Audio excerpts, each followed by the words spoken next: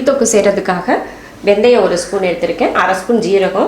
1 spoon வெந்தயம் போட்டால் 1/2 spoon ஜீரகம் சேர்த்துக்கணும், அதுதான் கரெக்டாக இருக்கும். அதனால் 1 ஸ்பூன் வெந்தயம் 1/2 ஸ்பூன் ஜீரகம் எடுத்திருக்கேன். இதை வறுத்து பவுட்ரு பண்ணிக்கலாம். ஃபஸ்ட்டு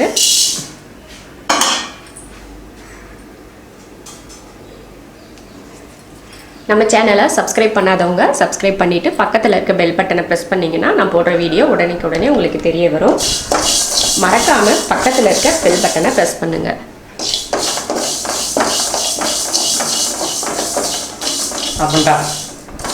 நல்லா பொன்னிறமாக வறுத்துக்கணும். இப்போ இது வறுத்தாச்சு, பவுட்ரு பண்ணி எடுத்துக்கலாம். புளித்தொக்கு செய்கிறதுக்கு நம்ம கையளவுக்கு நிறைய புளி இப்படி கையில் ஒரு கையளவுக்கு எடுத்து ஊற வச்சுருக்கேன். ஊறி இருக்குது நல்லா, அதை கரைச்சிக்கலாம். நிறையா செய்ய போகிறோம், அதனால தான் புளித்தொக்கு செய்கிறதுக்கு புளி ஊற வச்சு கரைச்சாச்சு. நல்லா இவ்வளோ கையளவுக்கு புளி எடுத்து கரைச்சி வச்சுருக்கேன். ஜீரகமும் வெந்தயமும் முன்னாடியே வறுத்தோம், அதை பவுடர் பண்ணி எடுத்து வச்சுருக்கேன். கொஞ்சம் மஞ்சத்தூள் எடுத்திருக்கேன். வரமிளகாய் 6 எடுத்து கட் பண்ணி வச்சுருக்கேன். மிளகாய் மட்டும் நம்ம காரத்தை பொறுத்து அதிகம் கம்மி சேர்த்துக்கலாம். அப்புறம் பூண்டு பல் ஒரு 3 எடுத்திருக்கேன், அதை பொடியாக கட் பண்ணியிருக்கேன். கருவேப்பிலை எடுத்திருக்கேன். இப்போ தாளித்து விடலாம். நல்லெண்ணெய் ஊற்றிருக்கேன், காஞ்சிருச்சு. கடுகு உளுந்து சேர்த்துக்கலாம். ஒரு ஸ்பூன் அளவுக்கு சேர்த்துக்கோங்க.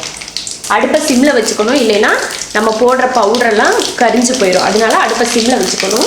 எண்ணெய் காஞ்சதுமே பொரிஞ்சிருச்சு கடுகு. அடுத்து பூண்டு, மிளகாய், கருவேப்பிலை 3ஐயும் சேர்த்துக்கலாம். அந்த பூண்டோட பச்சை போனதுமே வெந்தயத்தூள் சேர்த்துக்கலாம். அடுத்து மஞ்சத்தூள் சேர்த்துக்கலாம். வெந்தயத்தூள் போட்டதுமே நல்ல மணம் வரும். அடுத்து நம்ம புளியை ஊற்றிக்கலாம். புளியை நல்ல தண்ணியாக கரைக்கக்கூடாது, கெட்டியாக இருக்கணும். அப்போ தான் சீக்கிரமாக நம்ம தொக்கு ரெடி ஆகும். இப்போ ஊற்றிடலாம். கரைச்சி ஊற்றிட்டோம். அடுத்து தேவையான உப்பு சேர்த்துக்கலாம். தாளித்து புளியெல்லாம் ஊற்றினதுக்கப்புறம் தான் அடுப்பை ஹை ஃப்ளேமில் வைக்கணும். இப்போ எல்லாம் ஊற்றியாச்சு, உப்பெல்லாம் கரெக்டாக போட்டாச்சு. இப்போ இது புளி தண்ணியெல்லாம் வற்றி நல்லா எண்ணெய் தெளிஞ்சு வெளியில் சுண்டி வரும். அப்போ தான் நம்ம இதை ஆஃப் பண்ணணும். அது வரைக்கும் அடுப்பில் தான் இருக்கணும். அது ஒரு 2 நிமிஷம் 3 நிமிஷத்துக்குள்ளேயே ஆயிரும். இப்போ மூடி வச்சிடலாம்.